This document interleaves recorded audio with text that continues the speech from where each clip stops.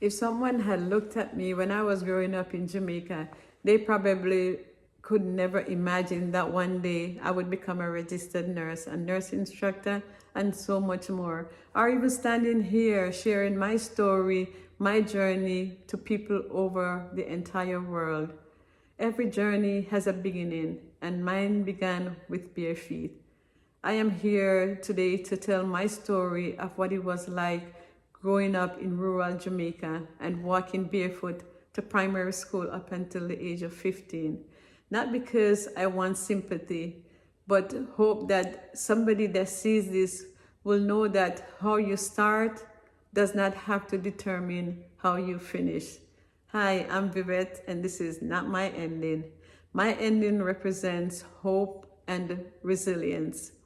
I grew up in a small 3-bedroom board house in rural Jamaica. I live with my parents and other siblings. We grew up without running water, without electricity, and without indoor facilities. But looking back, we didn't have much, but that was simply life. You don't compare what you have or what you didn't have to the people that are around you because they were living similar life. One thing I remember was how hard my parents worked. My mom, she had 11 of us and she kept us together.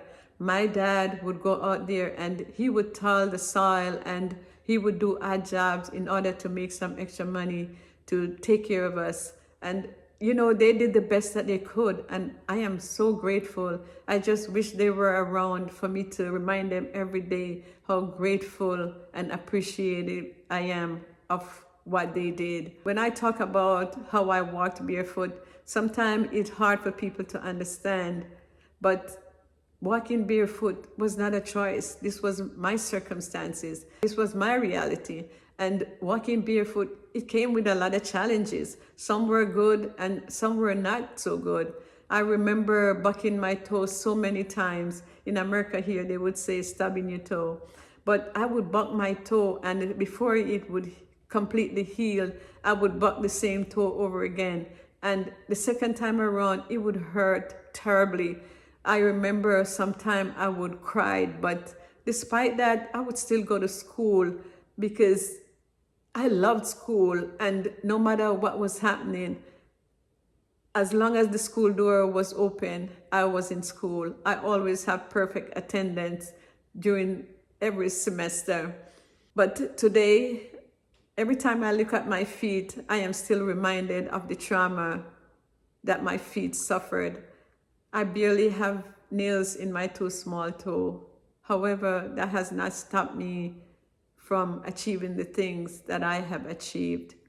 And looking back, I thought about how I didn't get an infection because the wound was exposed to the element. We didn't have Band-Aid, we didn't have dressing, but you know, God knows everything best. He makes sure that I didn't get an infection because my parents would not be able to take care of that. Another thing was to get in splinters in my feet.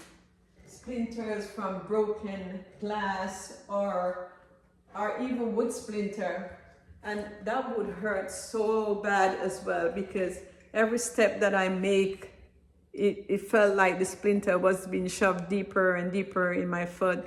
But my dad, he was my go-to person. He was my savior. So what he would do to remove the splinter, he would get a sewing needle and he would lit the lamp and he would heat the needle over the flame. Back then, I didn't understand why he was doing that. But today, as a nurse, I realized he was sterilizing the needle. You know, when I think about the things that my parents did to take care of us, we didn't understand the reason behind it. But looking back, I mean, they did the best that they could with what they had. I remember lunchtime in school usually was around 12:30, and usually that time was when the sun was at its peak. So during the lunch period, I would walk home to go see if there was anything at home to eat for lunch or just to wait out the lunch period. But in order to get home, I would have to walk on this asphalt road, and at times the road would get so hot that it would burn my feet, I would try to walk as close to the corner where there was some grass or some dirt in order to prevent my feet from not being burned by the asphalt. However, some days the tar would soften and it would create these bubbles. And even though the road was hot, I make sure that I didn't miss any one of those bubbles. And by the time I get home, the bottom of my feet would be covered in this black sticky tar, which was almost impossible to remove. But I would get a piece of old rag or some old glitter paper and put a little bit of kerosene oil on there and scrub my feet. The funny thing is that the next day I would go back and do the same thing over. But as a child growing up, we didn't have television, we didn't have video games, we didn't have phone. So we created our own fun. And this was just an example. The next thing was when it rains. When it rains, that was a perfect opportunity for myself and other kids to go out and run around in the rain, slipping and sliding. And then walking home, I would make sure that I walked in the path where the water was flowing. And those puddles, I didn't miss any. So by the time I get home, I'll be soaking wet, my uniform will be dirty. But again, this is how we created fun. A funny thing that I think about now was that we were so resilient without knowing that we were resilient. But every day I look at my feet, I am reminded of my struggle, of the things that I went through. Today, I barely have toenail in my two small toe. However, that has not stopped me from achieving the things that I wanted to achieve. But then came secondary school. After I left primary school, I got accepted into secondary school. That school was about 7 miles from home, and it would be nearly impossible for me to walk barefoot 7 miles. So my parents, they sacrificed and they bought me a pair of school shoes. Back then, we had one bus that runs, and you have to be at that bus stop at 5 a.m. in the morning. It's not like now that people have options. There's so much taxis and all of that. So I would have to wake up very early, and of course we didn't have street light. So the place was pitch dark. So what I would do was to find a glass bottle, and which was so hard to find. So when you do have one, you have to protect it. I had one, and I would make the wick from tightly rolled newspaper and pour some kerosene oil in the bottle, insert the wick, the homemade wick, and I would light it in the morning, and that was my light to get to the bus stop safely. As soon as I was close enough, I would put the light out and I would hit my torch, because that was like one of my prized possessions, believe it or not.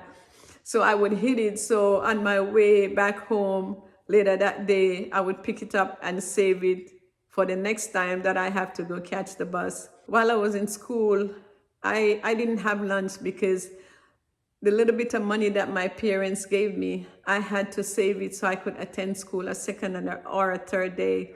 So I would take the bus in the morning, go to school, don't have lunch, and then I would walk home 7 miles every day that I would go to school.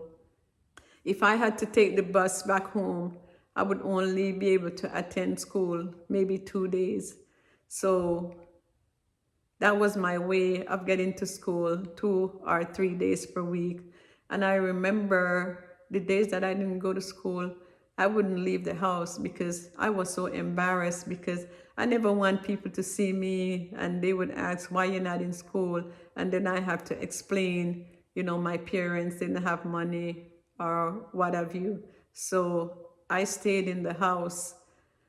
Looking back, I have learned so much that even the classroom didn't teach me. I have learned patience. I have learned gratitude. I have learned to be resilient. People see where you are today, but they don't see your struggle. They don't see the journey that you walk to get where you are today. I look back and I realize not only was I walking barefoot to school, but I was also walking into a future that I could not imagine. So if you are at a place in life where you feel that things are not going the way that you want to go, I urge you to push on, because your story isn't over. If my story encouraged you in any way, please subscribe. There is so much more to come. This is not my ending.